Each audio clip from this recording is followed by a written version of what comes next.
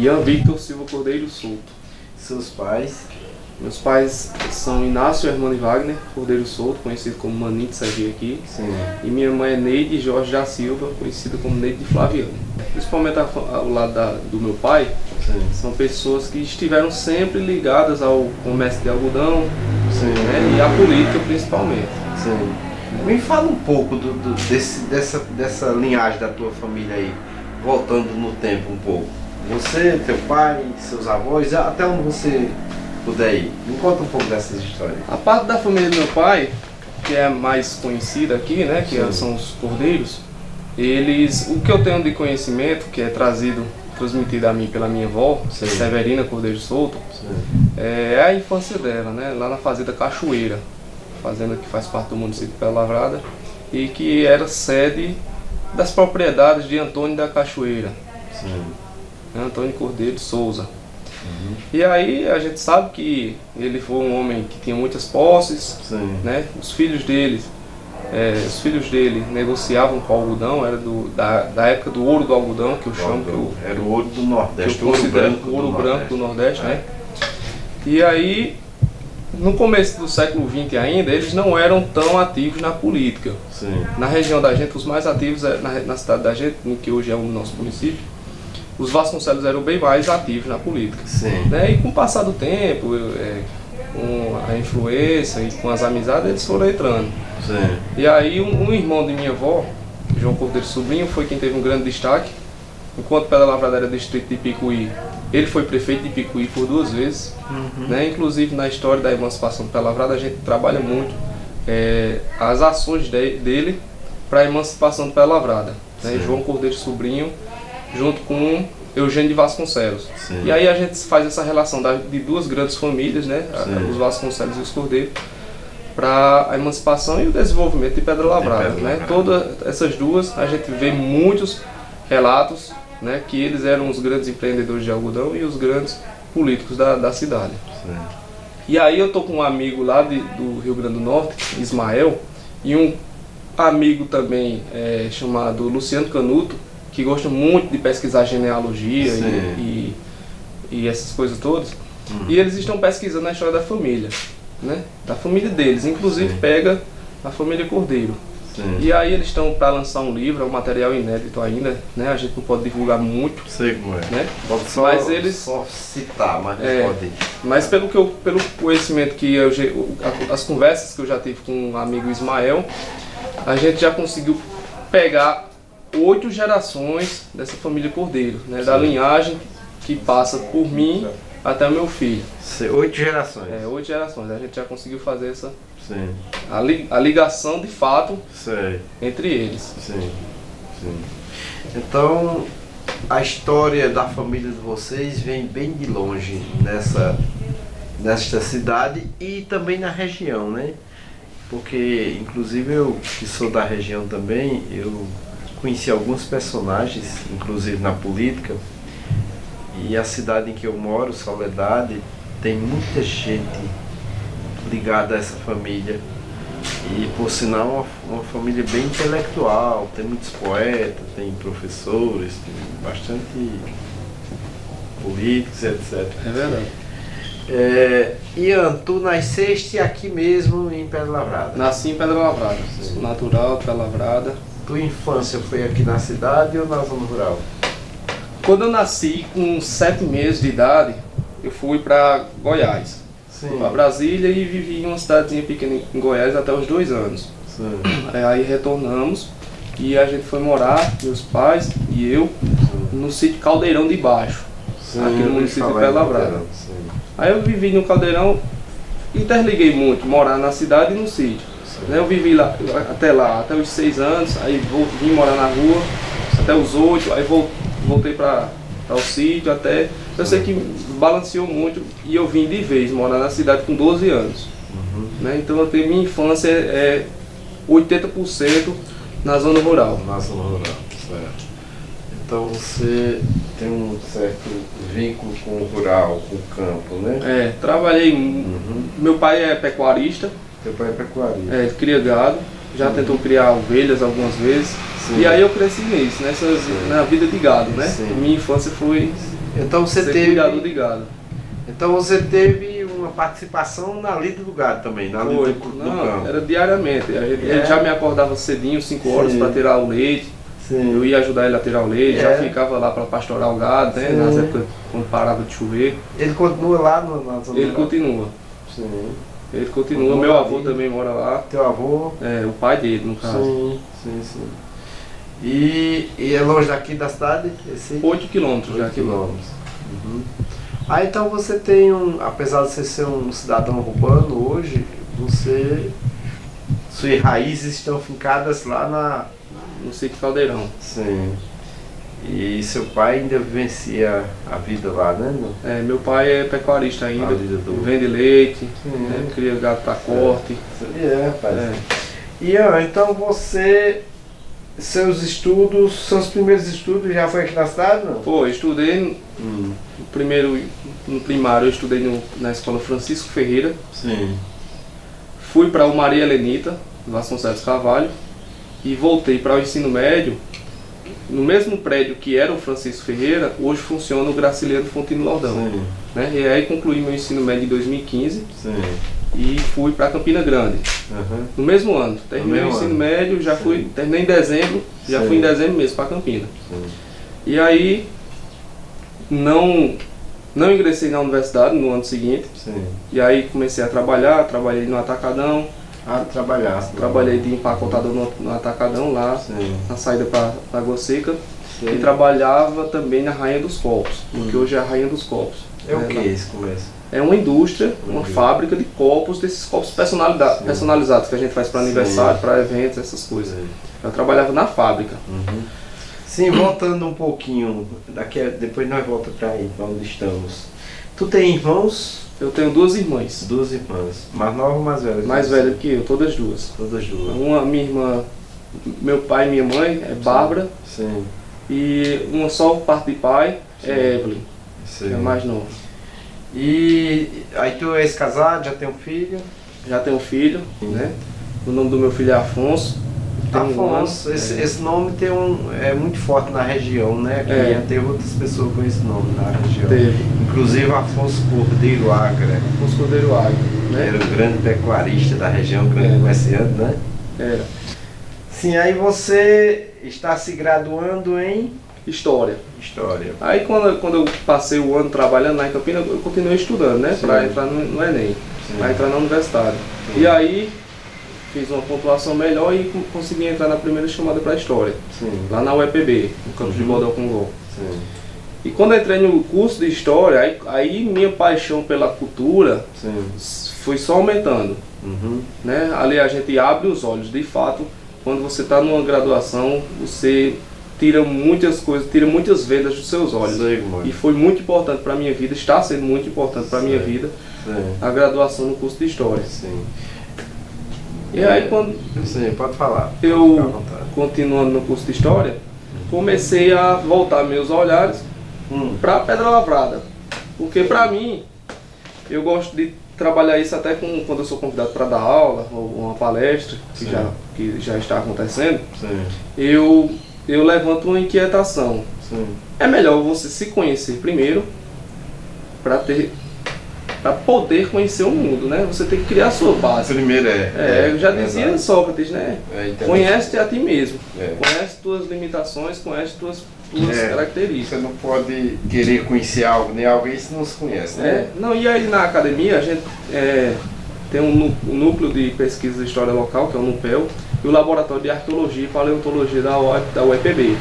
Né? E eu ingressei no laboratório de arqueologia, que é coordenado pelo Dr. Juvandir Santos, arqueólogo do estado da Paraíba. E aí pronto, minhas pesquisas são todas voltadas à região Seridó, principalmente no município de Pedra Lavrada. E aí quando eu entrei no laboratório de arqueologia, pude adquirir mais conhecimento sobre a história local e no ramo da arqueologia principalmente. E Pedra Lavrada ela se destaca na Paraíba pela sua arqueologia. Hoje mesmo, Pedra Lavrada é a única cidade da Paraíba que tem um nome derivado de uma arte rupestre, que é a Itacoatiara. As Itacoatiaras. Itacoatiara do Tupi significa pedra riscada, talhada ou lavrada. pedra com pedra. Né? O nome tem advém disso aí. Isso mesmo. Inclusive tem muitos sítios arqueológicos nessa região, não só em Pedra Lavrada, como em outras cidades por aqui, né? Aqui a gente, no Seridó histórico, Seridó oriental, que são 9 municípios, que vai de Tenório até Frei Martinho, aí pega São Vicente, Cubati, Baraunas, Nova Palmeira, Picuí e Pedra Lavrada, a gente estima que tenha mais ou menos 1.200 sítios arqueológicos. Inclusive tem um projeto que está na Sudema, que a gente está se organizando com os municípios para criar uma grande área de pesquisa, uma APA. Sei. Que uma APA é uma área de proteção ambiental. Sei. Uma espécie de mapa, né? É uma espécie. Mapear isso e... a gente quer fazer uma regionalização e pesquisar a história do local. Bom, a gente reforçar a história. Aí como é uma APA é mais fácil e pode ser até que a gente consiga mais órgãos para trabalhar nisso, entendeu? Aí é uma área de proteção ambiental, mas que ela dá o direito de você fazer uma exploração sustentável.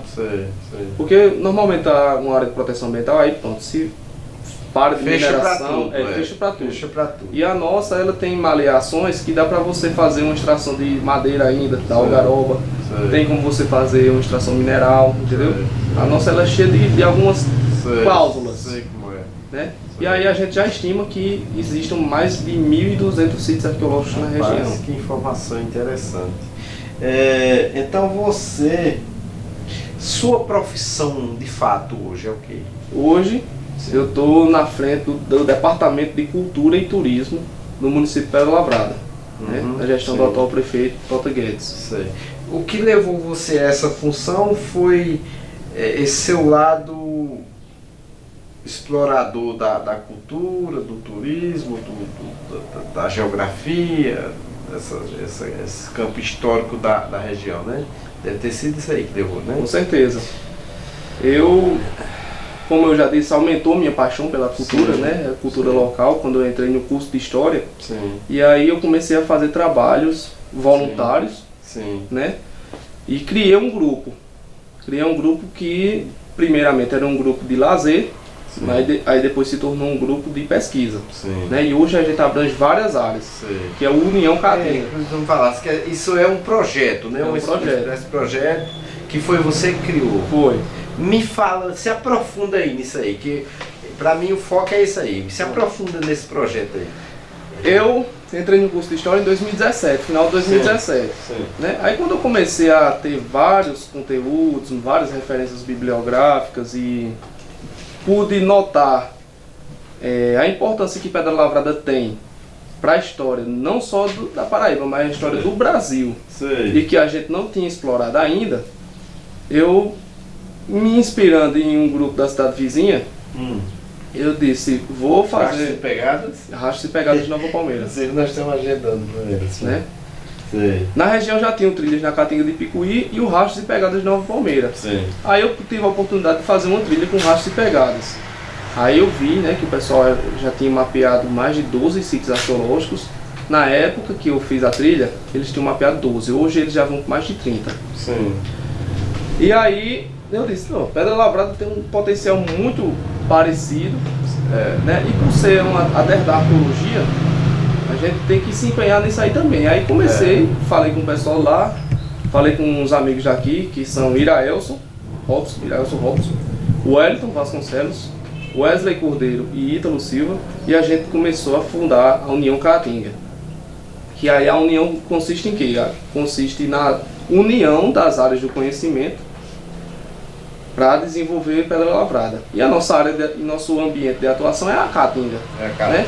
Aí a união de quê? Eu faço história, tem Emanuel, que é o atual presidente da associação, ele faz geografia, tem o Elton, que faz economia, tem uma Tatiana, que faz biologia, e a gente une todas essas áreas do conhecimento, geologia, até matemática, para desenvolver os nossos projetos aqui, entendeu? São projetos individuais, voluntários, mas que a gente vai se ajudando um ao outro.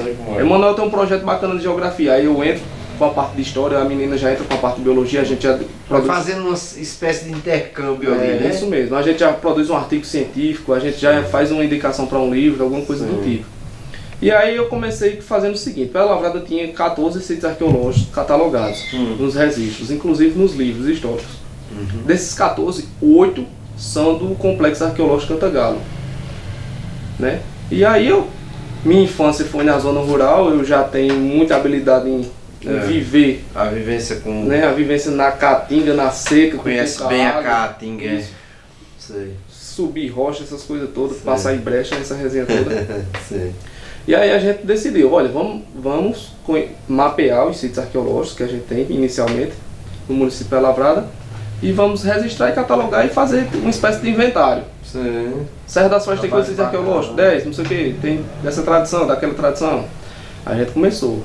Aí a gente viu, nas atividades de pesquisa dos sítios arqueológicos, a gente viu que Pedra Lavrada tem um grande potencial para o turismo. Né? Os geossítios, as Serra das Flechas, a Caiana, Porcos, Fazenda Machinaré, né? A Lagoa dos Campinhos. E a gente foi pensando em como a gente poderia melhorar o município através da União Caatinga.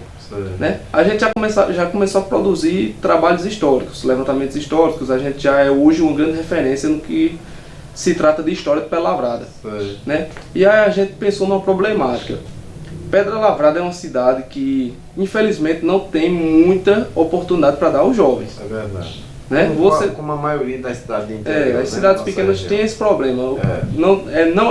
É muito escasso de emprego para jovem. De possibilidades. Isso né? mesmo. Aí, como aconteceu comigo, acontece com muitos jovens. Terminou o ensino médio e vai embora para Campina Grande.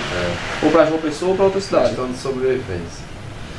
Aí a gente pensou, olha, o turismo de Pedra Lavrada, ela não pode, ainda não dá para ser uma base de renda, mas pode ser uma fonte de renda alternativa. Por falar nisso, já existe aqui um roteiro turístico oficial?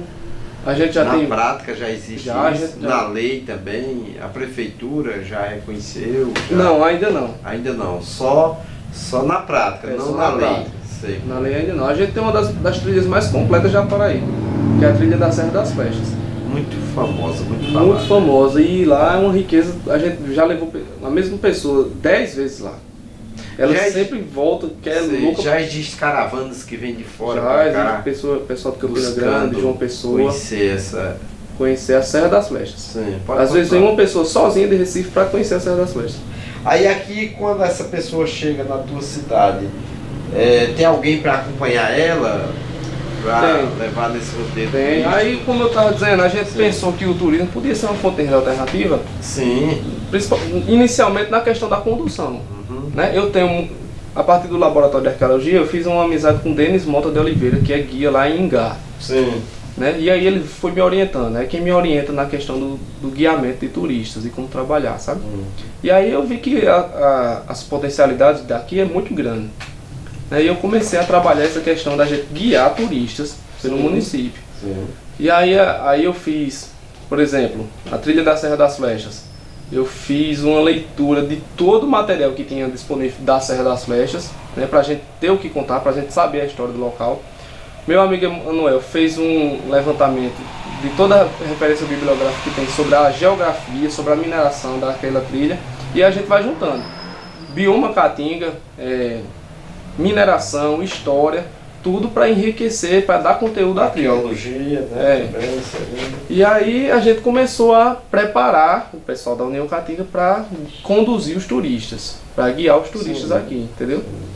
Aí a gente hoje temos 4 condutores aptos na nossa concepção para guiar os turistas.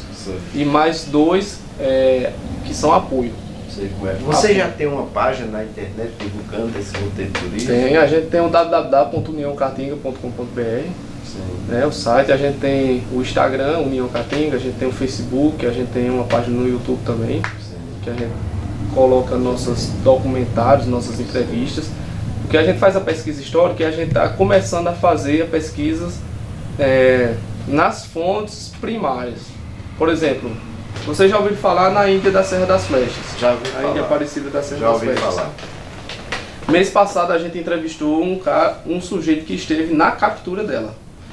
E foi, porque essa Índia foi pega de cavalo, não foi? Não. Foi, a literatura... Eu já ouvi falar na história dela. A literatura fala que ela foi pega a laço. Sim, é lá. É um termo. Aí você conhece alguém que participou? Participou, ele esteve lá, ele agarrou ela lá em 1974, né? Que é o senhor Dico Vasconcelos, Sim. morador da Serra do Sítio Flechas. Sim. Aí a gente entrevistou também o senhor Manuel Júlio, que era prefeito que na foi época. Prefeito daqui, isso aí. Na época que ela foi capturada, ele era o prefeito, né? Sim. E ele foi quem ordenou os cuidados dela, né? Sim. E a gente foi entrevistar também uma moça que viveu com ela até os últimos dias da vida dela, que já foi lá em Parelhas. Já cuidando delas. No Retiro. Aí a gente tá fazendo essas entrevistas e algumas delas a gente tá colocando no YouTube também. Isso é bom, isso é muito interessante. Né? E aí a gente viu que... E aí a gente, de 14, a gente hoje já tem 46 sítios arqueológicos. Sim. A gente eu tinha como meta, com o projeto União Caatinga, fazer a escavação da Pedra de Retumba. A Pedra de Retumba é um patrimônio, é o principal patrimônio do município da Lavrada, né? Ele é um sítio arqueológico, é a partir dele que a cidade tem esse nome, Pedra Lavrada, né? Lá nos antigamente, os viajantes referenciavam esse local como as pedras. Eu estou aqui nas Pedras Lavradas, né? Em decorrência desse sítio arqueológico. E ele foi citado em 1858 pelo francês Louis-Jacques Brunet. Ele fez uma referência do sítio arqueológico para o Império de Dom Pedro II, dizendo que era um monumento tão lindo que deveria ser moldurado em gesso ou em barro para ser exposto nos melhores museus do mundo. Sim. Em 1886, veio aqui o engenheiro de Minas, Francisco Retumba, e ele foi recebido por Graciliano Fontino Lordão, né, a figura que eu já falei anteriormente. E Graciliano Fontino Lordão levou ele lá no sítio arqueológico, que era conhecido como Pedra Lavrada. Aí Retumba foi lá, engenheiro de Minas, desenhou todo o sítio, todas as figuras que tinha no sítio, mais de 300, ele desenhou e levou para a Universidade do Recife. Aí do Recife ele se tornou conhecido mundialmente. Aí hoje a gente chama ela Pedra de Retumba. Não mais Pedra Lavrada, agora é Pedra de Retumba. Que ela foi quem deu origem à cidade. O nome da cidade. Aí ela foi sendo referenciada mais outras vezes por um austríaco, Ludwig Schopenhauer, também, que Ariano Suassuna até faz algumas piadas com ele, porque ele disse que as escrituras das Pedras Lavradas e da arqueologia que a gente conhece não foram feitas pelos americanos, pelos nossos índios, foram feitas pelos fenícios. Aí Ariano Suassuna disse, poxa, aí quer dizer que a gente não produziu nenhum arte. Tem muita lógica. Né? Aí Ariano Suassuna era bem... Meu crítico a ele, né? Você, sim, vai. Aí esse patrimônio, desde a década de 70 que ele estava aterrado. Sim. Teve uma grande cheia na época de 70, aí foi estourando os açudes e foi levando o aterro e água, né? Sim. E aí, como ela é dentro do rio, do sítio arqueológico, ele ficou todo assoreado. Sim. Ele, da sua ponta até o final, até a basinha, são mais ou menos 8 metros. Aí a parte que tem as escrituras ficou totalmente soterrada, ficando só a parte superior de fora, sabe? E aí, como já fazia muitos anos, da década de 70 para cá, o principal patrimônio do município estava impossibilitado de ser visitado, a gente teve essa inquietação que eu falo, né? Aí uma das bases do projeto União Caatinga era o seguinte: vamos fazer o levantamento arqueológico do município, vamos começar a guiar os turistas, vamos produzir vídeos, vamos produzir materiais. Divulgar o que é de riqueza, as riquezas que vocês têm aqui. Divulgar, para que a gente crie um certo respeito pelos com os munícipes e com os acadêmicos, com os grupos de trilheiros, e que em 10 anos a gente consiga fazer uma campanha de escavação da Pedra de Retumba. Era uma das nossas metas finais. Né? Porque em 2012 o orçamento para escavar a Pedra de Retumba ficou na base de 20 mil reais, sabe? Para o município investir nisso aí. E a gente queria fazer essa campanha de arrecadação se baseando nesses 20 mil para a gente conseguir contratar um arqueólogo, contratar uma equipe para fazer a escavação desse patrimônio, né? Aconteceu que uma das metas finais foi o nosso pontapé inicial. Porque a gente, graças à amizade que fizemos com o professor Dr. Giovanni Santos, o arqueólogo da UEPB, a gente conseguiu com que a escavação da Pedra de Retumba fosse realizada, não por 20 mil reais, mas por cerca de 500 reais. Foi mesmo? Numa parceria lá, foi? Uma parceria, uma das primeiras parcerias da União Caatinga, com o Laboratório de Arqueologia. Ô Ian, essa associação, hoje é uma associação, né? Isso tudo que você falou está aí dentro dessa associação, de pessoas que têm interesse em preservar, divulgar, proteger, né? Todo esse acervo histórico, cultural e ambiental, e etc. Isso não tem como transformar em fundação? Ou vocês não têm essa intenção? Em fundação? A gente pensou em fazer a fundação, eu acho que futuramente pode ser que aconteça. Sim. Pode ser que é uma boa visão. Uhum. A gente pensou, nas discussões que a gente tem, na nossa relação com a região, a gente pensou em fazer da APA uma fundação. Sim. Mas pode falar. Porque eu acho que se transforma numa fundação, oficializa, inclusive a possibilidade de trazer recursos de N setores do governo federal para poder trabalhar melhor isso, não se mas a gente tem essa possibilidade. A gente já tem essa aptidão para receber recursos. Sim. Inclusive a gente poder trabalhar melhor isso. Inclusive a gente está com uma parceria com o Jardim Botânico da UEPB também. Sim. E projetos futuros a gente vai sair em editais junto com eles para receber o recurso do edital. Sim. Mas a gente, inicialmente, o primeiro projeto que a gente tem com eles é com o cumaru, a planta cumaru. Sim. E esse projeto está sendo financiado por uma empresa inglesa, né? A gente vai receber em libras. Sim. Aí esse dinheiro inicialmente vai para a UEPB e eles vão, e nós somos um parceiro do projeto. O cumaru entra aí como vocês... Porque o cumaru é uma planta muito nobre dessa região, né? Inclusive aqui tem um povoado que tem esse nome, né? O distrito Cumaru. Vocês estão utilizando aí o cumaru só como nomenclatura ou vocês buscam algo em favor da planta?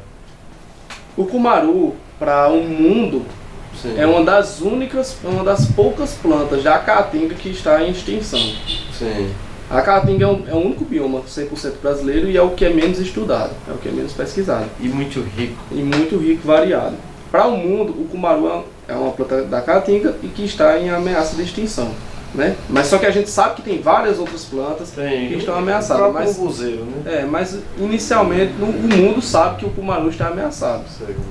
E aí, o cumaru é primo da amburana. A gente conhece a amburana também, né? São muito próximos mesmo. E a amburana, a madeira da amburana é usada como barril de cachaça. A gente sabe, né? Isso aí também. E às vezes o cumaru também. Uhum. E aí o projeto, o foco dele é revitalizar, produzir mudas de cumaru. Sim, a partir das matrizes da Serra das Flechas, que a gente tem muito cumaru aqui. Para reflorestar a Paraíba. Muito bem. E aí a empresa que está patrocinando essa pesquisa, que na verdade ela tem que dar esse retorno, né? Sim. É uma empresa de cerveja. Sim. E aí como ela produz bebida alcoólica, e a amburana é tirada para a produção de bebida alcoólica, ela se sensibilizou, né? Olha, o cumaru é da família de uma planta que a gente muito cheiroso, usa para fazer cachaça. E como a gente é uma empresa de cachaça, então vamos patrocinar esse projeto aí. Sim, muito bem. Pouca gente conhece essa planta. Aqui em Pedra Lavrada a gente tem um distrito cumaru, parece que foi uma coisa feita pra gente. Parece que foi uma coisa que foi feita pra gente, porque eu já na diretoria de cultura e turismo fiz o convite para o pessoal do Jardim Botânico vir dar uma palestra sobre arborização urbana. Sim. Que é o que eu quero fazer aqui em Pedra Lavrada. Sim. E aí eles na palestra e tal, no final da palestra eles tocaram no assunto do cumaru, desse projeto do cumaru que eles iam enviar para Londres. Uhum. E aí eu fui e disse, olha, a gente tem um distrito chamado Cumaru, e lá tem pouquíssimos cumarus. E o nome da associação é a Associação União Caatinga, esse nome é muito sugestivo. Aí quando você entra com uma ONG, com a sociedade civil organizada que a gente chama, né? Sim. Que é uma associação com o nome União Caatinga, e vai trabalhar uma planta da Caatinga, numa cidade que tem um distrito chamado Cumaru, parece que foi feito pra gente. Aí a gente, pronto, já se amarrou, a gente já tem isso com... encaixa mesmo. Foi, a gente tá para assinar um convênio com a UEPB bem, rapaz, sobre que bacana, isso. Que bacana. E aí o foco é revitalizar os Cumarus da Paraíba toda. Aí como eu já tinha... Aí como a gente iniciou esse projeto de levantamento histórico, geográfico, cultural, turístico do município de Pelavrada em 2018, né, a gente foi construindo, foi crescendo. A escavação da Pedra de Retumba aconteceu em 2020, né? Depois da escavação da Pedra de Retumba, o pessoal junto com a UEPB, com o Laboratório de Arqueologia, a gente desenvolveu esse livro aqui, ó. Sim. Resgatando a história da Pedra de Retumba. Sim, isso aí é a Pedra de Retumba. Deixa eu dar um zoom nela. A gente baixa um pouquinho para não cobrir teu. A gente começou a produção desse livro aqui. Sim. Que ele é remetente à escavação da Pedra de Retumba e às histórias sobre a Pedra de Retumba. Sim. Inclusive aqui tem alguns capítulos, e os 2 primeiros capítulos foram escritos por pessoas daqui. O primeiro capítulo conta a história de Pedra Lavrada, uma breve introdução sobre o nome Pedra Lavrada, sobre a fundação de Pedra Lavrada e a relação que o município tem com o sítio arqueológico, que foi escrito pela professora Priscila Dias, muito conhecida aqui na nossa região, foi minha professora também. Sim. O prefácio foi escrito pelo nosso amigo também da associação Pedro Oliveira, Pedro Igor, muito conhecido também, uma pessoa muito bacana. E o segundo capítulo foi escrito por mim, que conta as lendas e mitos sobre a Pedra de Retumba. Sim. O que a gente encontra de histórias sobre ela na literatura. Por exemplo, eu trago aqui, muitas pessoas acreditam que a Pedra de Retumba, que é esse sítio arqueológico aqui, esse aqui é uma representação da Pedra de Retumba, e esses pontinhos pretos são marcas arqueológicas, são petróglifos. Muitas pessoas inicialmente acreditam que isso aqui sejam constelações, uma representação do céu. Inclusive, existe alguns documentários que associam esses escritos a ETs, pessoas de outras. Aí eu trago também. Realidades. Outras pessoas acreditam que foram outros seres, né, não humanos. Sim. Outras pessoas acreditam que isso se remonta a um alfabeto fenício. Sim. A gente tem algumas representações aqui no livro, a gente traz tudo. Sim. Eu trago esse conteúdo. Okay. Outras pessoas acreditam que seja um mapa do zodíaco. Que inclusive tem muitas figuras que se parecem mesmo, sabe? Aí eu faço essa relação. Muitas pessoas acreditam que são do alfabeto grego. E aí eu vou trazendo, contando essa história e tal. E aí a gente já era no cenário de 2020, 2021, a gente já era um grupo altamente respeitado por toda a Paraíba. Né? E eu, como sempre estive à frente desse projeto, sempre estive procurando parcerias, né?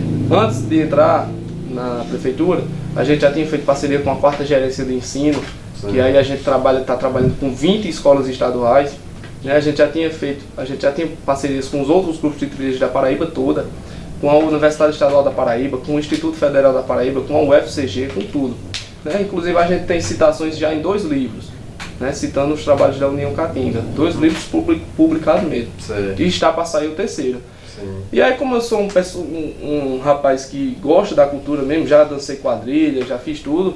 Participar daquelas quadrilhas daqui, né? Participei de Filhos de Pedra por 2 anos. Acabou aquela quadrilha? Acabou. Muito famosa ela. Muito Filhos de Pedra foi uma quadrilha muito famosa. Eu fotografei e filmei várias vezes nos encontros. Dancei em Solidade lá, em Solidade, uma quadra lá. E aí,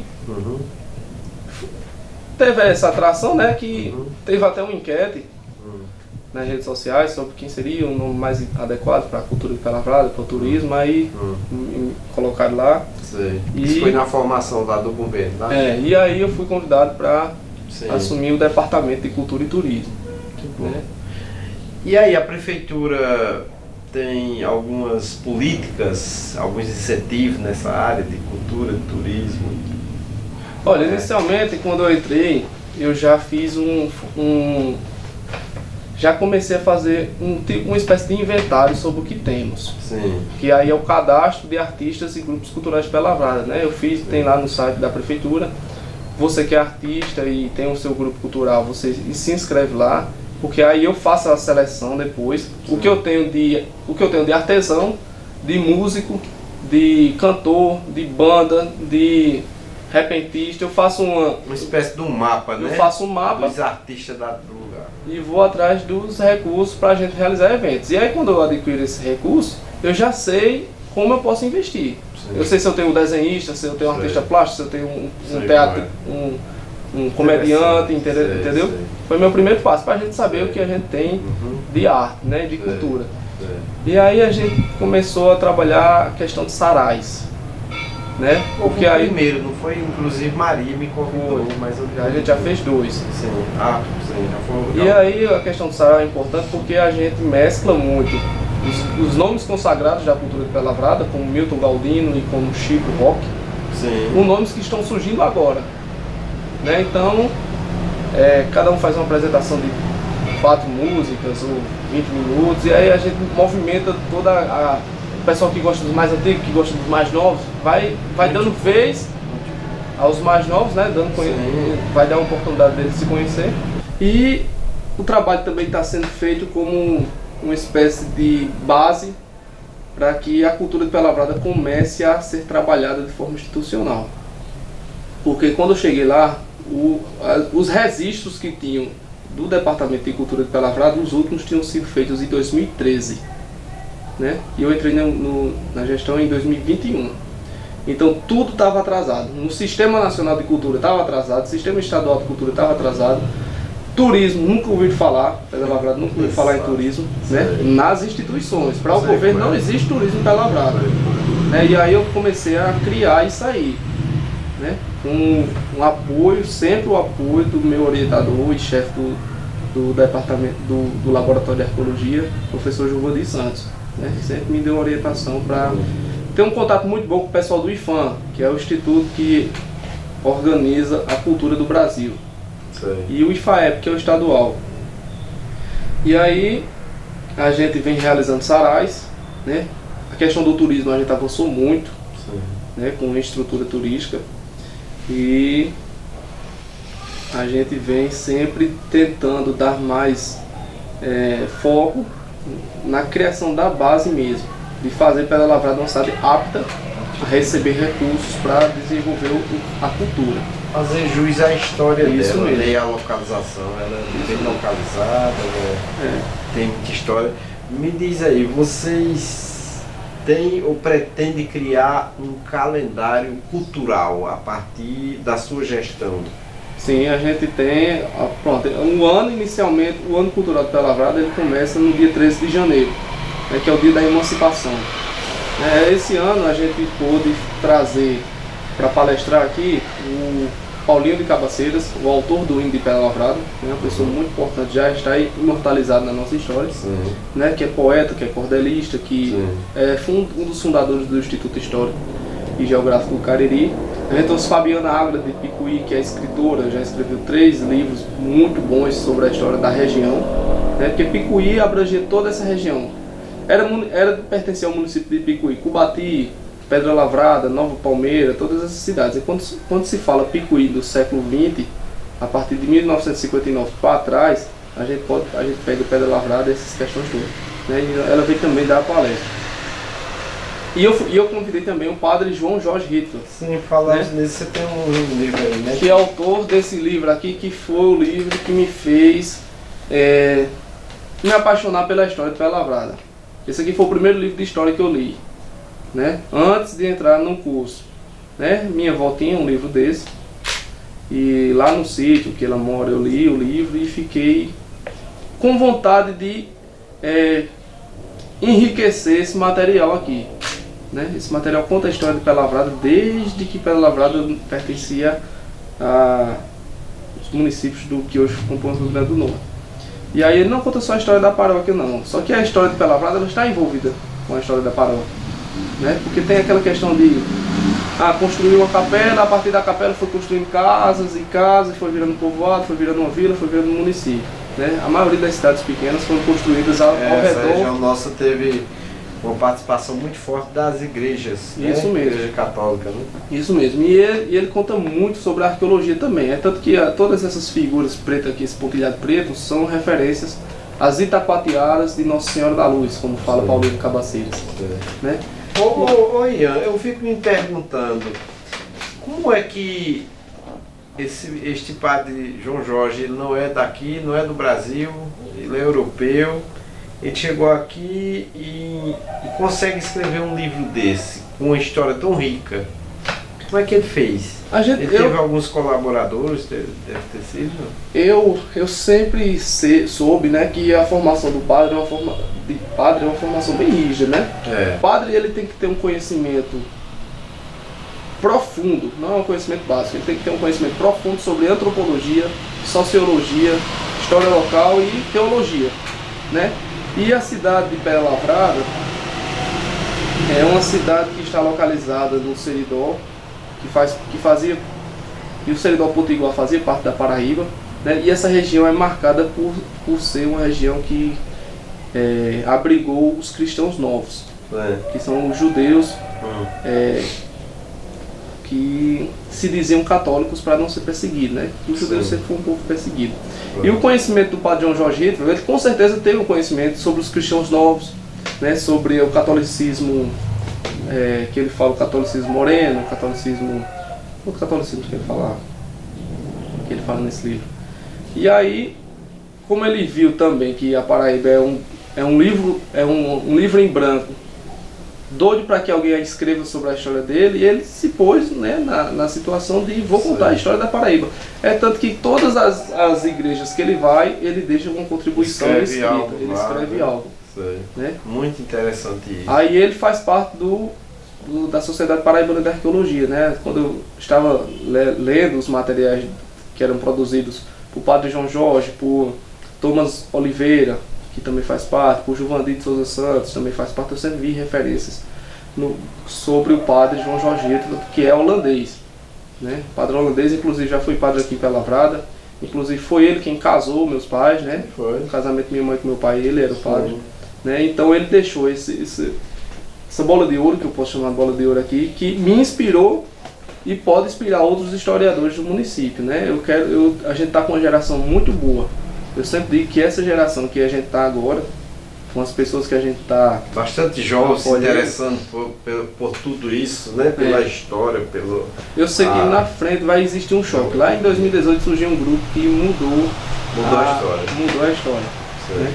Muito interessante. Quer dizer, 2018 vai ser um divisor de águas na história, talvez, da cultura, da própria história, de tudo que vem nesse sentido aí, nessa cidade, a partir da criação desse grupo que vocês criaram, né? O que eu trago para os alunos é o seguinte: a primeira pergunta que eu faço quando eu sou convidado a dar uma aula, uma palestra sobre história, é perguntar a rua que você mora. Por exemplo, qual é a rua que a senhora mora? Eu? Sim.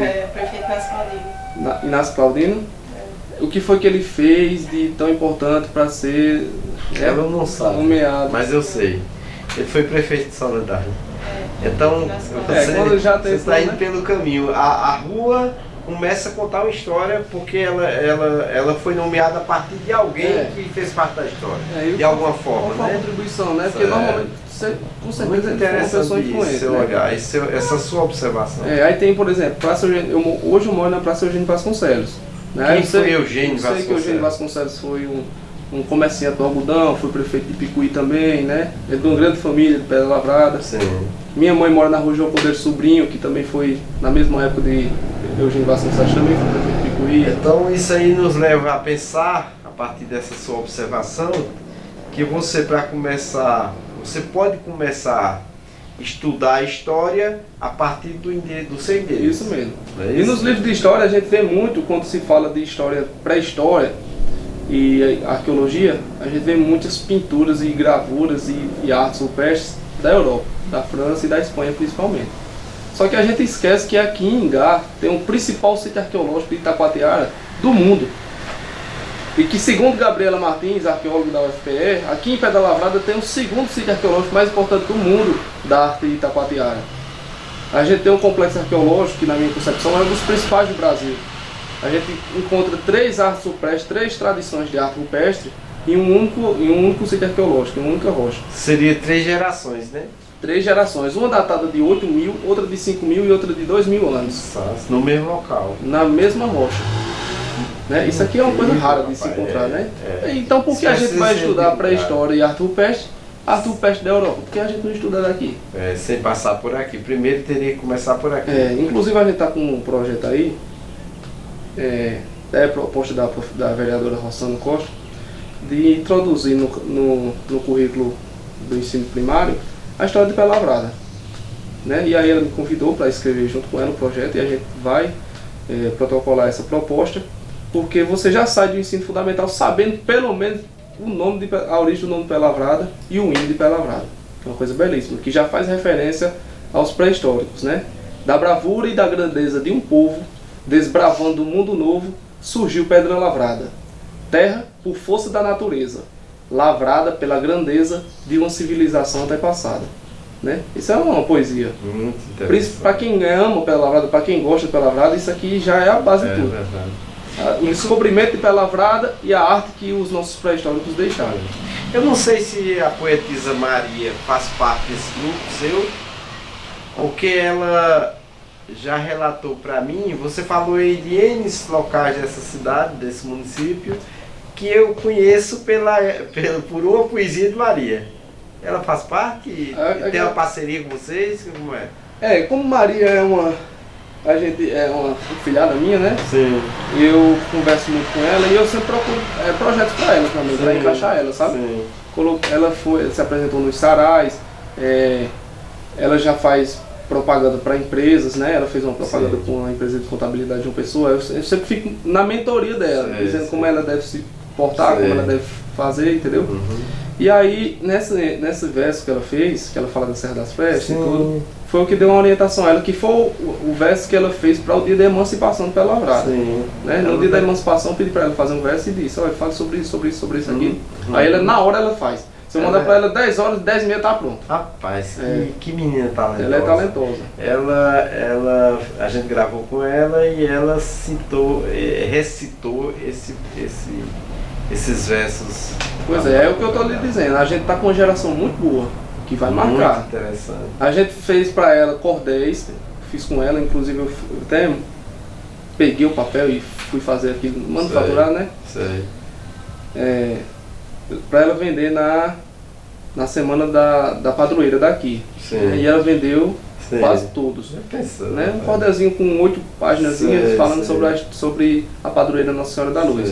Ficou bem bacaninha, eu acho que ainda tem algum exemplar lá em casa, eu vou deixar com vocês. Certo, ok. Aí eu fico prestando atenção no quanto esse campo da arte, da cultura, do esporte é aguçado na tua cidade.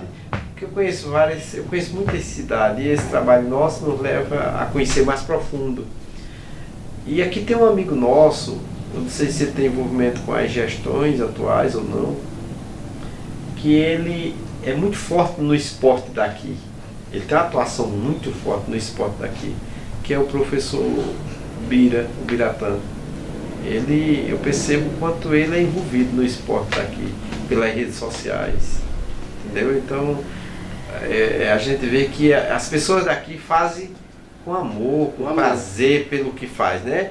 Aí já vem Maria ali, com aquele lado dela poético, já vem a família de Chico Roque, na cultura musical muito forte. Tem um amigo meu lá em Soledade, que ele é oriundo daqui, um grande sanfoneiro de Rony, entendeu?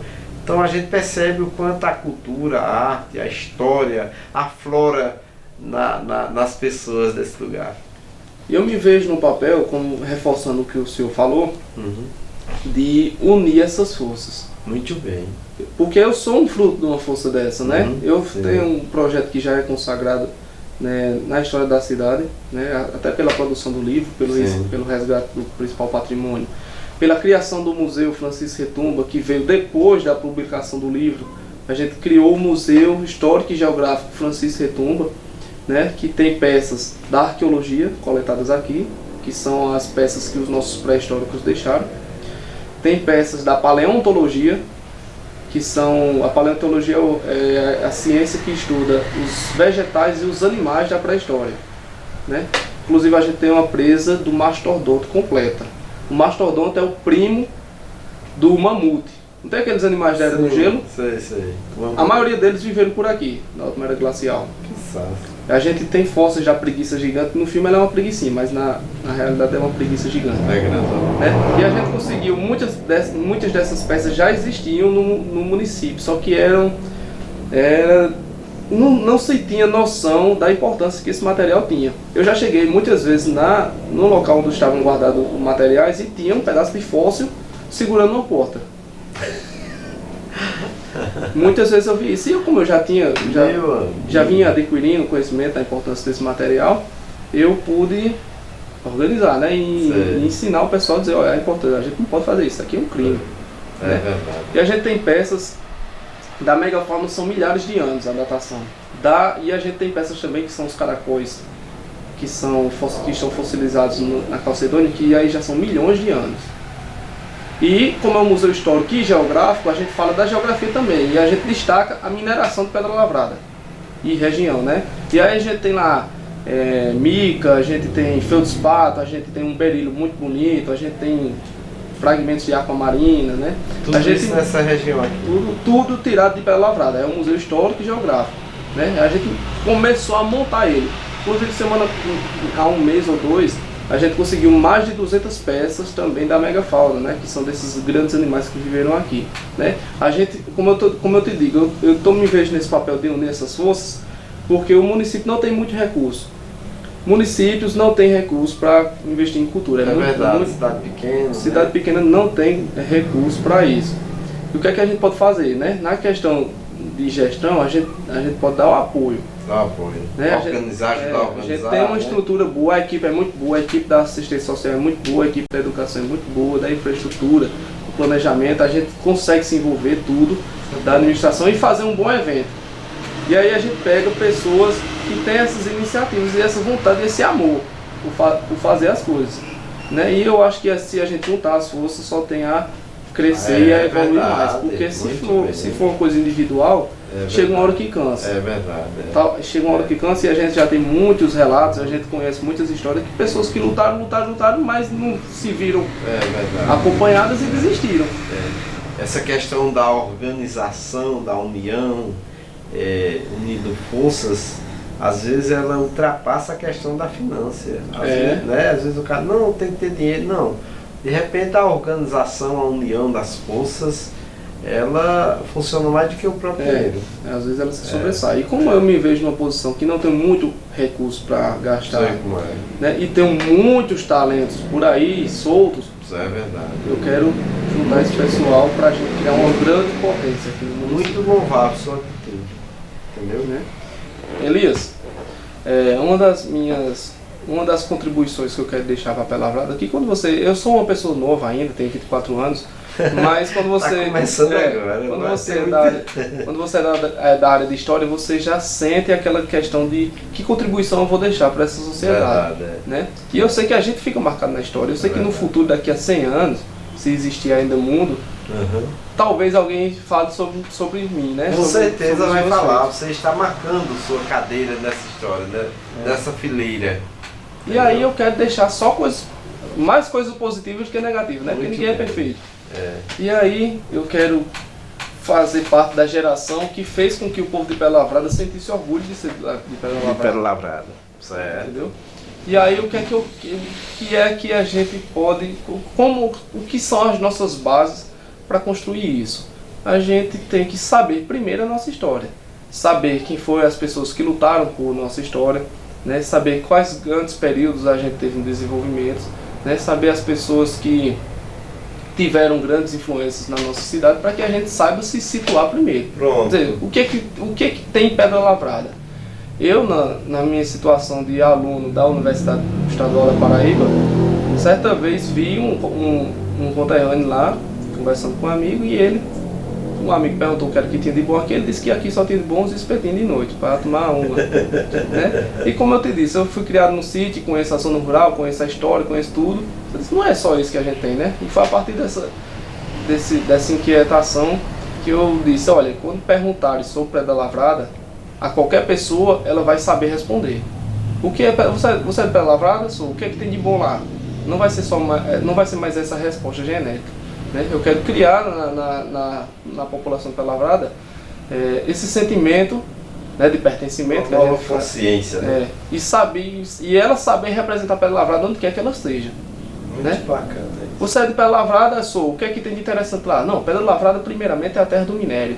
A gente tem grande riqueza mineral, a gente também tem uma grande riqueza na arqueologia, né? A gente tem um povo muito acolhedor, é isso que eu quero que as pessoas transmitam. Né?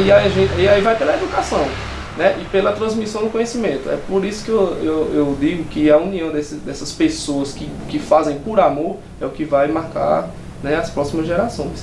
Né? E aí a gente tem que trazer histórias de pessoas como Graciliano Fontinho Lordão, né? Como o Arruda Barreto, primeiro professor. Inclusive era isso que eu queria dizer. Cita aí alguns nomes da história que você consiga lembrar agora. A gente pode citar o primeiro professor público de Pedra Lavrada, Arruda Barreto, né? Que é da linhagem dos donos Barretos que fundaram o município, que tem lá na história, a gente vê muito no que se pesquisa sobre a história de Pedra Lavrada. Né? Ele foi o primeiro professor público de Pedra Lavrada, né? Foi transferido para outro município.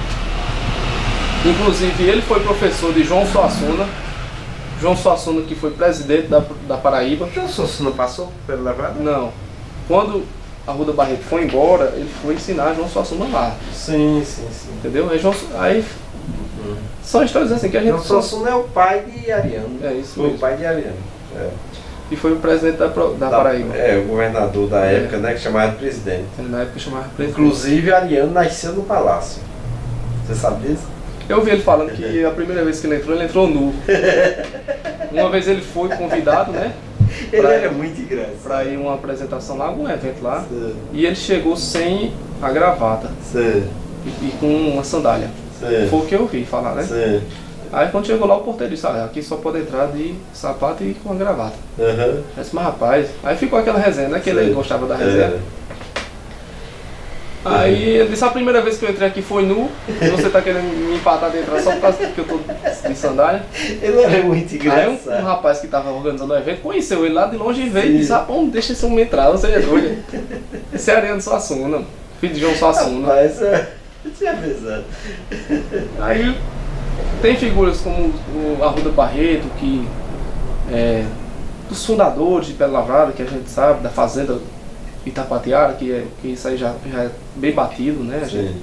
Nunca se chamou Itapatiara, que sempre foi Pedra Lavrada. Sim. Aí aqui já teve esse nome na cidade? Sim, até 2013 acreditava-se que Pedra Lavrada já se chamou Itapatiara. Sim. Mas isso foi tudo desmistificado, a gente encontrou documentos. Era especulações. A gente encontrou documentos de 1760 que já mencionavam Pedra Lavrada como Pedra Lavrada. Sim. E eu pude ver numa aula de Paraíba que já em 1640, quando Pedra Lavrada pertencia ao município de Areia, aqui já era conhecido como Pedra Lavrada. Nunca se chamou Itapatiara, né? É as Pedras Lavradas, como diz, por causa do sítio arqueológico. Sim. E aí depois que o Arruda Barreto foi embora, veio o Graciliano Fontinho Lordão. Sim. Né? Que além de professor, ele era um político, ele era deputado. Né? E fortaleceu muito Pedra Lavrada. Ele tem um grande amor por Pedra Lavrada, né? Isso é muito conhecido, inclusive é citado no livro de Fabiana Agra. Só que aí, depois de Graciliano Fontinho Lordão, o professor que sucedeu ele foi Manuel Júlio Rodrigues de Lima. Né? E aí a gente já vai puxando várias outras histórias. Mas focando em Graciliano Fontinho Lordão, ele tem uma vida que merece muito ser estudada, inclusive eu vou me aprofundar na história dele. É muito peculiar você ser um negro, filho de escrava, na época da escravidão e não ser escravo. Mais peculiar ainda é você ser um negro, filho de escravo na escravidão e se tornar professor e chegar a ser coronel de patente comprada. Né? E deputado provincial e... Isso tudo ele foi? Tudo ele foi. A história de Graciliano Fontinho Lordão, aí eu vou dizer aqui, mas eu vou me corrigir depois, talvez, se tá tranquilo. A história conta que ele nasceu em Guarabira, filho da escrava, com um padre. Aí diz que o padre engravidou a escrava que tomava conta da casa paroquial, e aí ele negava, né? Dizia que não era dele, dizia que era fake news, né? Sei. E aí... Já existia o fake news. Tinha fake news aí. E aí o bispo, na época, transferiu ele, porque ele já tava ficando com o nome meio... Sim. Né? Já tava batendo. Tava muito batido isso. Aí transferiram o padre para Catolé do Rocha. Sim. De Guarabira para Catolé do Rocha. E a escrava continuou sua gravidez, deu à luz a Graciliano Fontini, né? Porque ele só tinha o nome da mãe, que não tinha pai. Né? Aí era Graciliano Fontini. E aí Graciliano Fontini, quando...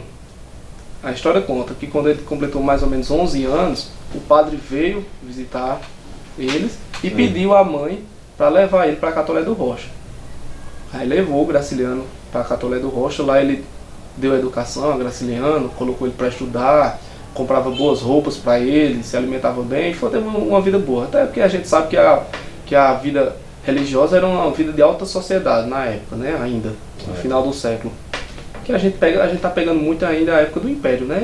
O rei era muito vinculado ao catolicismo. Ali, né? E aí dizem que quando o Graciliano voltava para Guarabira, o povo na rua fazia, mas rapaz, olha esse neguinho aí, esse neguinho só quer ser lorde. Rapaz, vem daí o lorde. Aí quando o Graciliano cresceu, ele foi no cartório e disse, eu quero que meu nome seja Graciliano Fontini Lordão, de tanto tirarem onda comigo me chamando de lorde. Oficializou. Oficializou. Rapaz. E aí Graciliano Fontini Lordão se tornou professor e veio para lecionar em Pedra Lavrada. Pedra Lavrada pertencia ao município de Picuí na época. Sim. Ainda. Aí tem toda aquela história que ele... Sim, aí Graciliano Fontini Lordão também foi um grande entusiasta da construção da igreja. Sim. Aqui, pelos relatos que eu absorvi, ainda não era uma igreja tão imponente como nós temos hoje. Era uma espécie de capela.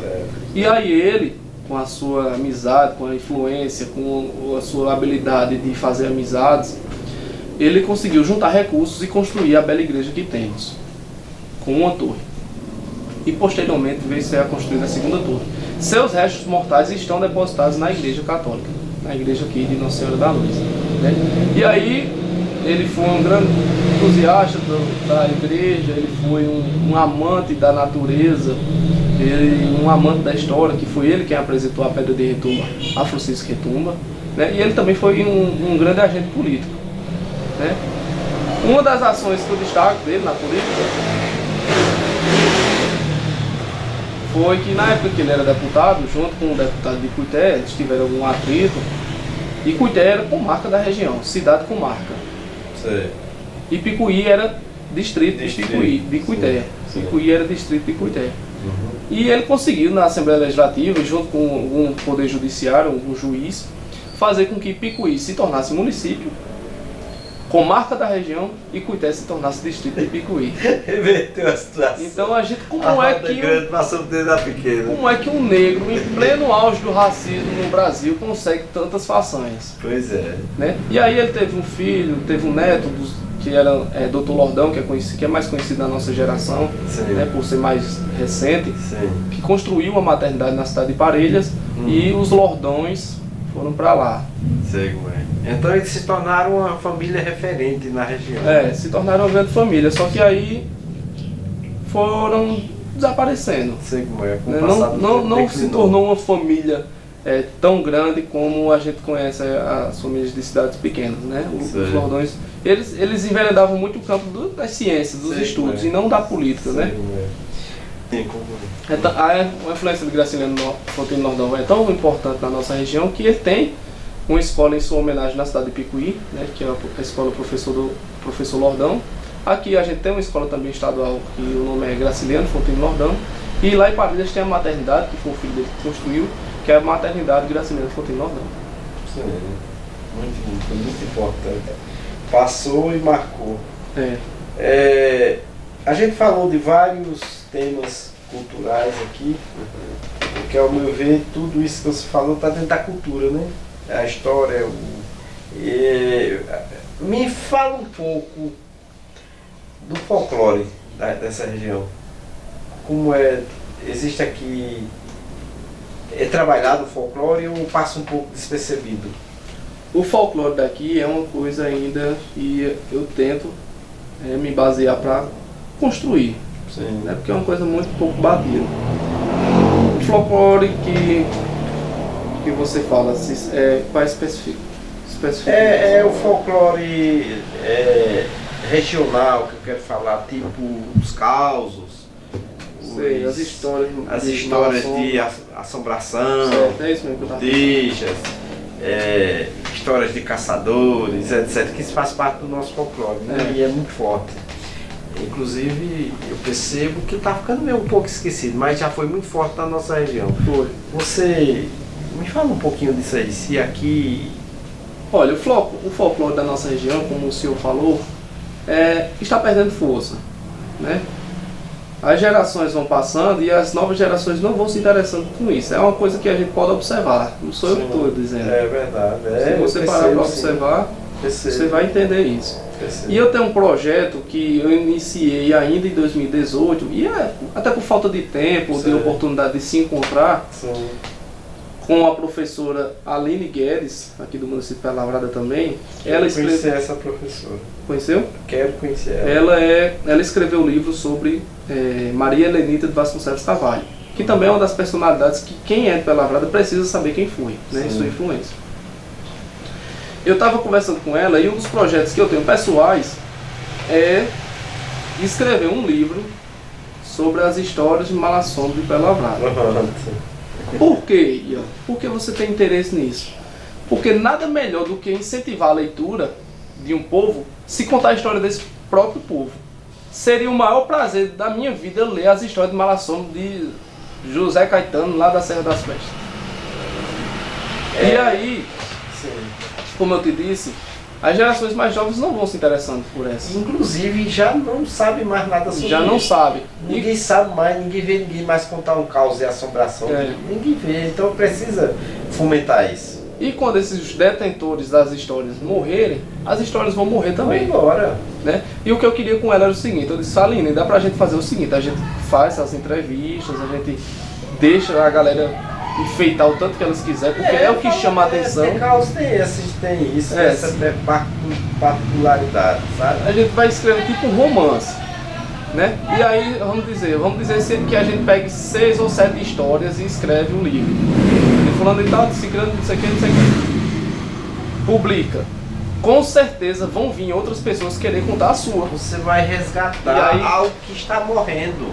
E é muito forte na nossa cultura. Eu percebo que existe pouco interesse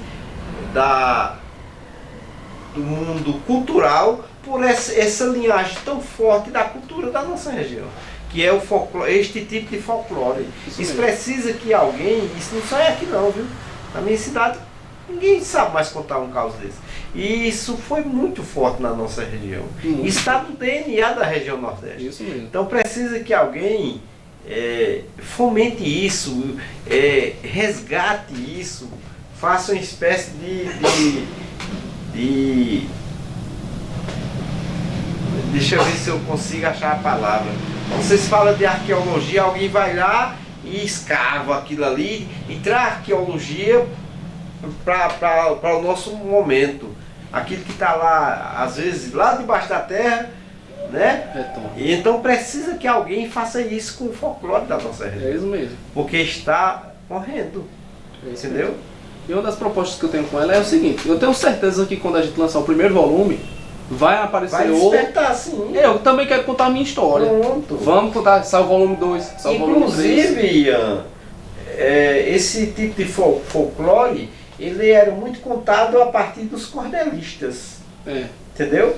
Contando história de assombração, de reino encantado, entre tantas outras coisas, de comadre Fulozinha, de botija, através do cordel. Eu acho que uma pessoa que pode se aprofundar um pouco nisso é uma Maria da Vida e tantos outros cordelistas que tem por aí. Mesmo. Entendeu? Pode ajudar muito nisso. Isso mesmo. E o que você falou encaixou muito bem. Antes mesmo de eu entrar no departamento de Cultura e Turismo, eu participei do mapeamento arqueológico da Barragem de Porcos. É aqui também no município? É, uma obra muito grande, muito importante, que vai trazer muitos benefícios para a Pedra Lavrada, que é a construção da Barragem de Porcos. Está para ser concluída esse ano, né? E como é um grande empreendimento, tem que ter o levantamento arqueológico antes. Sei como né? E eu, como membro da União Caatinga, fui convidado a participar da equipe, né? Porque eu já tinha esse conhecimento de campo, né? E aí a gente fez esse serviço com a empresa de arqueologia, Rastro Arqueologia, né? Que é uma empresa que fornece esse serviço para as grandes construções. Sim. E essa empresa, ela tem um atrativo muito interessante que poucas dão. Sim. Que é um retorno cultural muito bom para as cidades que vão receber o empreendimento. Sei como é. E aí, nas pessoas que eu quero destacar aqui, que são o João Rosa, né, da empresa, são a Leilane e a Germana, né? Eles gostam de deixar como contribuição para a cidade um levantamento cultural. Sei. E aí eles quiseram também conhecer as pessoas do folclore de Pedra Lavrada. E aí eu levei eles para conhecer Leôncio Flor, rezador, um dos rezadores mais conhecidos aqui da nossa cidade. Quero conhecer também, se você puder me levar lá. A gente pôde conversar com Dona Janeide, parteira, a parteira mais conhecida, eu acho que da história de Pedra Lavrada. A gente pôde conversar com o Céu de Beatriz, que foi a pessoa com quem conviveu com a Índia Aparecida na época que ela foi pega. Né? A gente pôde conversar com o Chico Roque. Foi mais do folclore que a gente conversou. Acho que o rezador, parteira. A gente conversou mais com isso mesmo. O roqueiro, o folclore só foi esse mesmo. Sim. Mas a gente tem muitos amigos que tem as histórias de Botija. Sim, a gente tem amigos que tem as histórias de Malassombro. Né? E eu converso muito com eles e eu me encanto com as conversas. E eu quero que todo mundo conheça isso. Inclusive, no nosso canal tem uma série folclore que se interessa muito por isso. Parceria e tentar unir os forças para fazer com que isso aconteça. E vai acontecer. Entendeu? Né? É como eu disse. Parece que Deus vai colocando as pessoas nas horas certas. São as pedras que vão se encaixando, sabe? O pé dominou, parece demais com isso. Pronto, o projeto União Caatinga, a gente começou tal, a gente não tinha muita habilidade para certas áreas, como por exemplo mídias. Sim. De repente surgiu um amigo que trabalhava com mídias querendo fazer parte do projeto. Pronto. Encaixou. A gente queria fazer a escavação da Pedra de Retumba com 10 anos de projeto, a gente conheceu o arqueólogo, o único arqueólogo responsável na Paraíba, e ele fez em menos de um ano. Né? E a gente foi aumentando, a gente precisou de um biólogo para entrar no projeto do Cumaru. No dia que foi lançado o projeto, a gente conseguiu o biólogo. Então são coisas, assim, são um trabalho que, como você destacou, a gente faz por amor. Por amor, e por amor as coisas, Deus vai abençoando. É verdade. Isso aí eu não nego. É verdade. E a rede social, ela ajuda muito nisso. Naquele dia eu estive na tua casa, mas eu não sabia que tu era Irã, do Projeto Caatinga. E vez ou outra eu vi uma publicação do Projeto Caatinga. Até Caatinga, como é mesmo? União Caatinga. União Caatinga.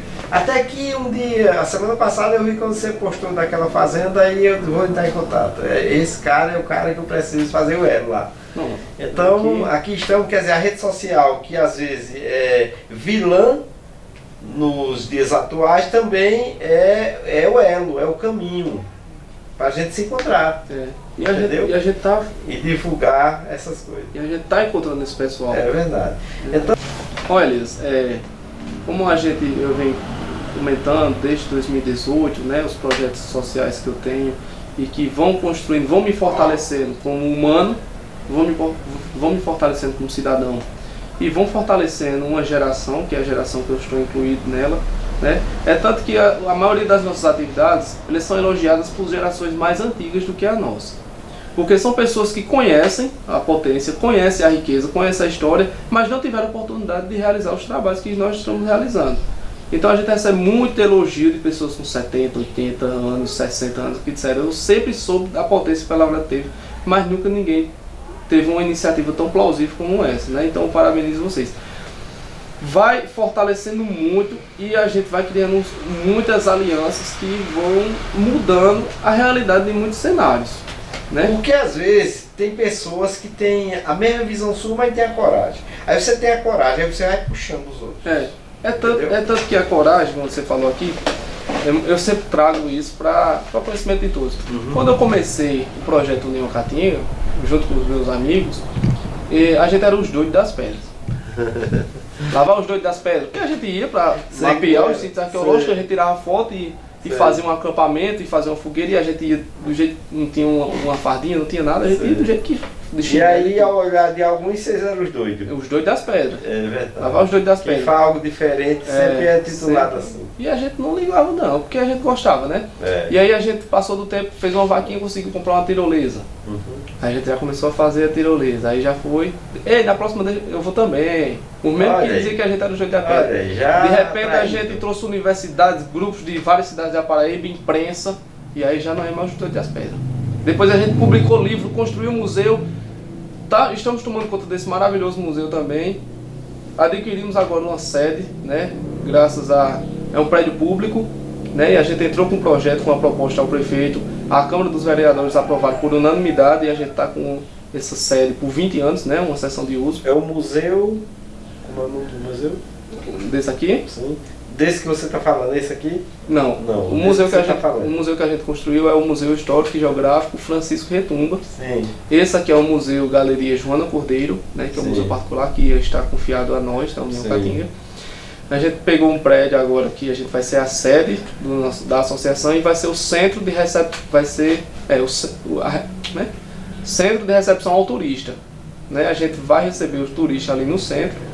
Que ali você já tem um mercadinho, uma padaria, uma caixa, uma lotérica perto, né, por 20 anos. E a gente vai criando bases em todos os locais que a gente entra, né? A gente vai divulgando nosso trabalho e os donos de propriedade nos convidam. Olha, eu vi que vocês estão trabalhando na questão da arqueologia, da história, do cangaço, não sei o quê. Aqui também no meu sítio já passou. Cangaceiro, em 1980, vai criando uma rede. Vamos criando uma rede muito boa. Inclusive estou com um amigo lá no sítio Alto do Umbuzeiro, Elias Miranda, que está fazendo uma ligação muito importante, está fazendo uma ligação muito boa, porque aquela região, eu pouco explorei aquela região turisticamente e historicamente, e ele está sendo minha base de referência lá, né? Eu vou lá, fico na casa dele, converso com o pessoal da região lá, o pessoal me conta as histórias. Né? Inclusive tem um grupo lá também que eu quero destacar, que é o grupo de astronomia da escola. Astronomia? É um grupo que foi premiado nacionalmente várias vezes já, com alunos de ensino fundamental. Astronomia? Astronomia, observação dos astros. E aí eu adoro esse tema, eu sou louco por esse tema, eu sou estudioso de astronomia. Pois também. Estudioso voluntário, né? Na internet, pesquisador, esse tema me atrai. E a gente também tem proposta de fazer o turismo astronômico, né? Você ir fazer um acampamento com vários telescópios para você observar a lua cheia. Gostaria de conhecer esse grupo. Né? É na pessoa, o meu contato com o pessoal do grupo é com a professora Lucivânia. Né? Inclusive a gente pode até tentar um contato com ela posteriormente. E a partir dessas ligações que a gente vai fazendo, a gente vai conhecendo o município e vai atravessando os limites do município. Né? Como agora a gente está fechando uma parceria muito importante com vocês de Solidade. Né? Pronto, vamos juntarmos, unirmos nesse mesmo objetivo. E eu acho que uma das características que eu tenho é ter a habilidade de fazer essas ligações. Isso é muito interessante. Né? Eu acho que a minha contribuição para o desenvolvimento do grupo é essa. Né? A questão da ufologia aqui, se alguém fala disso ou não? Tem alguém aqui que tem essa da ufologia? Olha, eu tinha um conhecido que viria a se tornar amigo, né, pelo meu trabalho no laboratório de arqueologia, que era o professor... Esqueci o nome do professor. Belarmino. Ele é um ufólogo, né? Ele gosta disso, ele é de Guarabira, ele faleceu em 2020. Mas o conhecimento que a gente tinha, que eu tinha particularmente, era através dele, né? Que ele era mais técnico. Eu acho que eu já vi alguma coisa dele, vídeo, alguma coisa dele, eu já vi. Sim. Aí, na região tem as histórias também, eu tenho amigos que já foram perseguidos por dissuador, tem aquela coisa toda, né? Mas um adepto a essa área eu ainda não conheço, uma pessoa que goste mesmo. Eu conheço pessoas que têm muitas histórias de mal assombro. Né, de ficar preso numa roda, tá caçando lá, ficar andando em círculo e saber que tá andando em círculo e não sair. Isso aí é as histórias de caçadores. Bom, Elias, eu quero agradecer a vocês, ao senhor Elias e a Keila, vocês que fazem parte do canal Cultura e Personalidades do Sertão Nordestino, que estão mostrando um material muito rico aqui na nossa região, na região de Soledade, na região do Seridó, aqui por Pedra Lavrada, mostrando a riqueza que temos na cultura, né, as personalidades que fazem a cultura, mesmo que não tenham um grande renome nacional, mas que tem a sua contribuição para a formação do município, para a formação do folclore do município, da história do município, né? Quero parabenizar vocês, quero agradecer, né, pelo interesse em contar a história de Pedra Lavrada, pelas histórias de Pedra Lavrada, pelos artistas de Pedra Lavrada que vocês vêm fazendo entrevistas com esse pessoal, imortalizando esse pessoal, né, já que o canal do YouTube é uma ferramenta que a gente pode deixar para as posterioridades, né, a adequação que o mundo globalista está fazendo com nós, né, que antigamente era um livro, né, você escrevia um livro e estava imortalizado. Hoje você tem que estar nas plataformas digitais e vocês estão fazendo um trabalho que é muito plausível, né, para a região e para a Paraíba toda. Isso aí é inegável, né. Quero convidar você que está assistindo a se inscrever no canal, né, para fortalecer, para aumentar, para expandir a ideia, para que a gente consiga alcançar mais e mais pessoas, para que a mensagem seja transmitida e que o conhecimento das personalidades e sobre a cultura do sertão nordestino não morra, né? É importante que você acompanhe o canal. Agradeço vocês, né, por ter vindo à Pedra Lavrada, conhecer as histórias, né? Vocês podem ter certeza que serão sempre bem recebidos aqui pela minha pessoa, pelos meus amigos, pelos meus familiares. Sempre vocês podem ter certeza que terão essa base, né? A gente está firmando aqui um compromisso e uma parceria, né, entre vocês do canal de Soledade e a gente de Pedra Lavrada, para a gente imortalizar os nossos agentes culturais e a nossa cultura, para a gente levar a mensagem, levar a riqueza que temos, né, não só para a região do Curimataú e Seridó Paraibano, mas para todo o Brasil, né, já que vocês têm um alcance muito interessante, muito bom, né? E dizer que além desse museu, além desse espaço, temos outros locais para conhecer, que aí a gente vai mostrando de acordo com as nossas atividades aqui em Pedra Lavrada, né? Parabenizar mais uma vez pelo excelente trabalho que estão realizando e dizer que a gente está só no começo, né? Isso é um começo, foi um primeiro passo que demos, na verdade o segundo passo que estamos dando de milhares que virão por aí. Com certeza. E agradecer a vocês por nos dar a honra de poder repassar essa história. Você nos conta ela e a gente conta ela ao mundo, ao Brasil e ao mundo. Então, muito obrigado. Estamos aqui firmando parceria nesse meio caminho, porque a gente tem uma sintonia que é o faro pela cultura, pela história, pela arqueologia, o meio ambiente, a agricultura, tantos outros assuntos relevantes da nossa região. E com certeza iremos nós. Fé em Deus. Muito obrigado a vocês todos. Eu que agradeço.